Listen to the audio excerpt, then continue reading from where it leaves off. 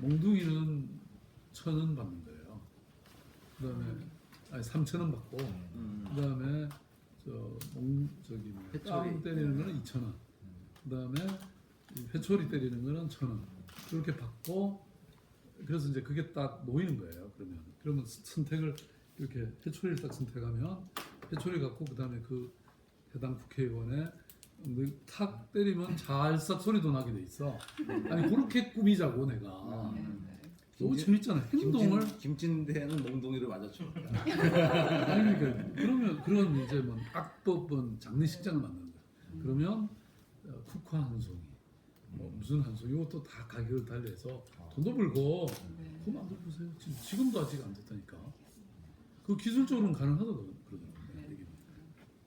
근데 돈 내는 건 안 됩니다. 네? 그럴 것 같아요. 돈 내는 건 아니 안 됩니다. 그래도 그 인기 있을 것 같아 나는. 재미있어. 지금 김진태 아마 거기 올려놓으면 그렇죠. 아마 많이 팔릴 것 같은데. 별풍선 대신 뭐 회초리 몇 개 이런 식으로 네. 그거는 얘기가 되겠죠. 하여튼 뭐 지금 상황도 시장님 뭐 시간이 촉박하니까 네, 네. 지금 상황도 사실 회초리를 들어야 할 상황이 아닌가 싶긴 한데 방금 전에 이제 야당 회동 끝나서 탄핵 일정이 2일에서 9일로 미뤄졌습니다. 그래서 지금 이 상황 좀 어떻게 보시는지. 저는 뭐 결국은 국민의 뜻, 민심을 제대로 이행하는 것, 그것이 정치의 본령이다. 그렇게 보고요. 그렇게 본다면 지금 국민의 뜻은 어쨌든 박근혜 대통령 치하에서 난 단 한시도 살고 싶지 않다는 게 지금 대다수 국민들의 뜻이잖아요. 그렇다면 저는 정당은 이 뜻을 정확히 또 신속하게 이행하는 것이 맞다고 봅니다. 그렇다면 지금 뭐 정치권에서 무슨 특검도 있고 특조도 있고 그렇지만 탄핵을 이 힘을 합쳐서 하루빨리 결의하고 거기서 헌법재판소에서도 빨리 끝날 수 있게 그렇게 만들어야 되는 것인데 지금 사실 뭐 야당 사이도 지금 오늘 또 의견 차이와 분열이 좀 있잖아요. 근데 그런 작은 차이를 넘어서 국민의 뜻, 국민의 그 요구에 제대로 부응하는 것. 그러니까 작은 어떤 이해관계, 당파적 이익 이런 것을 뛰어넘어야 된다. 그렇지 않으면 저는 여의도가 이 촛불의 정말 민심에 그 쓸려나가는 그 여의도 촛불의 민심이 여의도를 향해서 밀려올지도 모른다.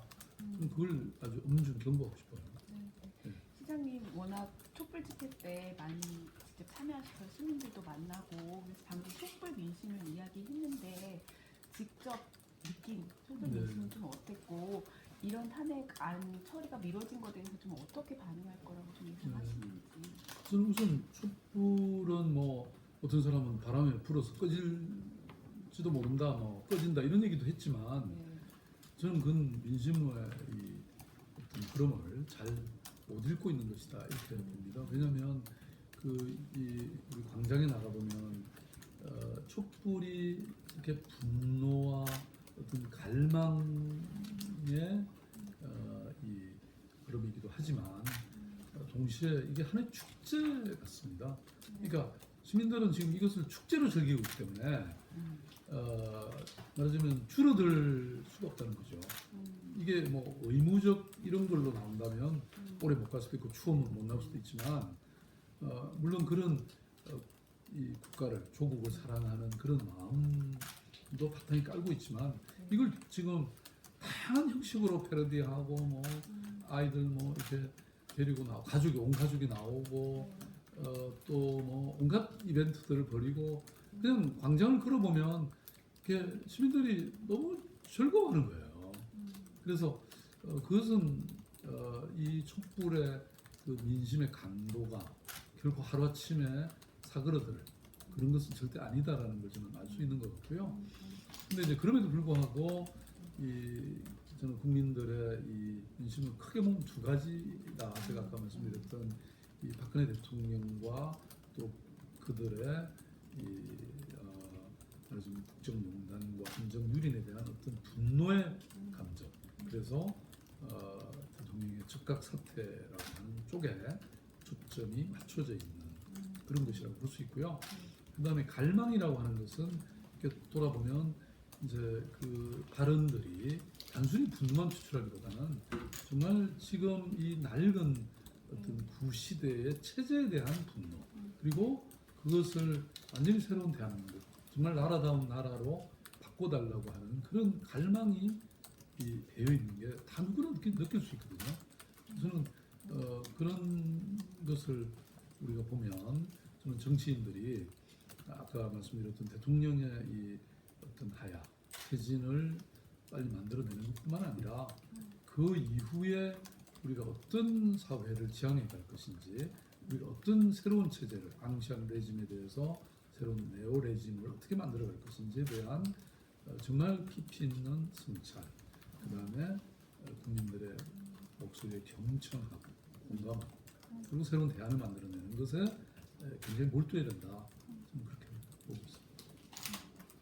아까 말씀하시면서 촛불 민심에 나타난 부분이 이제 구 체제에 대한 분노 그리고 새로운 체제에 대한 갈망이라고 말씀하셨는데 다시 정치권으로 와보면 어쨌든 지난 29일 박근혜 대통령이 대국민 담화를 하면서 사실상 두 가지를 밝힌 것 같거든요. 본인은 여전히 대통령으로서 굳건하게 자리를 지키겠다라는 부분, 현재 탄핵을 피해 가겠다라는 부분, 그리고 나는 죄가 없다 이렇게 크게 두 가지를 뭐 밝힌 것 같은데 여전히 대통령은 현실에 대해서 굉장히 시간차를 두고 인식을 하고 있는 것 같아요. 그래서 이런 기존의 구체제에 머물러 있는 정치권 어떻게 이런 글쎄 우선 나는 대통령은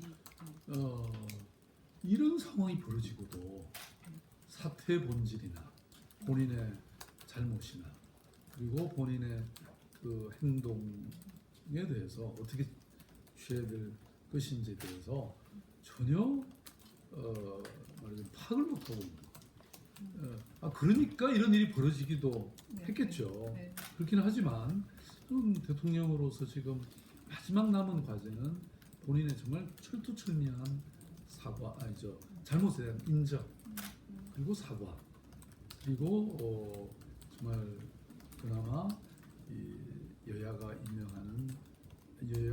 합의하는 공수위를 임명하고 그리고 본인은 빨리 사퇴 시한을 정해서 물러나는 것. 이렇게 하면 그것이 가장 대통령으로서 남은 유일하고도 또 최선의 저는 방법이라고 생각하거든요. 근데 지금 마치 뭐 자기 잘못을 하나도 인정도 안 하고 뭐 사과를 제대로 한 것도 아니고 그리고 그런 어떤 안정적이고 평화적으로 정권을 이양하는 계획에 대해서 아무것도 제시한 바가 없고 그리고 본인이 뭐 사임하겠다고는 표현했지만 진짜 언제 어떻게 사임할지도 제대로 밝히지 않은 그야말로 이 지금 현재 본인에게 요구되는 걸 아무것도 이행을 안 했죠. 그러면 또 대통령뿐만이